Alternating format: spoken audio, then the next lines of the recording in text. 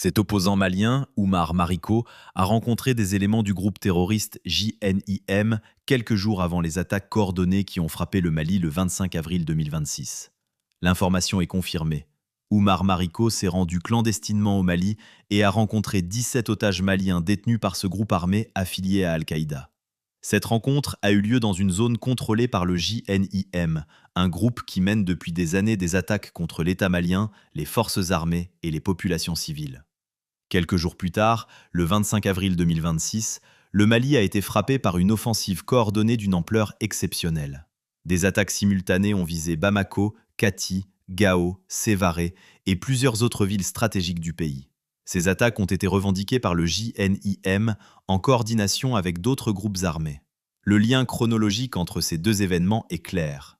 D'un côté, un opposant politique qui entre en contact direct avec un groupe terroriste.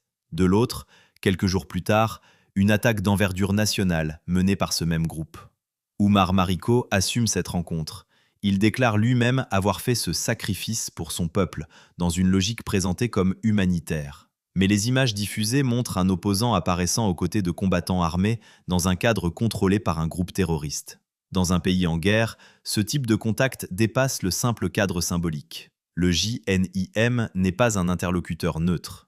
C'est une organisation qui mène des offensives coordonnées, capable d'attaquer plusieurs villes en même temps et de menacer directement la stabilité du pays. Dans ce contexte, toute interaction avec ce type de groupe devient un acte politique majeur. Aujourd'hui, une réalité s'impose dans le débat malien. Plusieurs acteurs politiques, notamment parmi les opposants aux autorités militaires, ont déjà défendu ou pratiqué une forme de dialogue avec ces groupes armés. Mais cette stratégie reste profondément divisive. Car pendant que certains parlent de dialogue, ces groupes continuent de mener des attaques, d'imposer des blocus et de frapper les forces armées maliennes. Le 25 avril 2026 en est la preuve. Une attaque coordonnée, préparée, structurée, menée sur plusieurs fronts.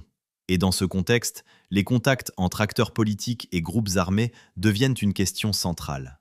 Pas une rumeur, pas une théorie, un fait politique majeur.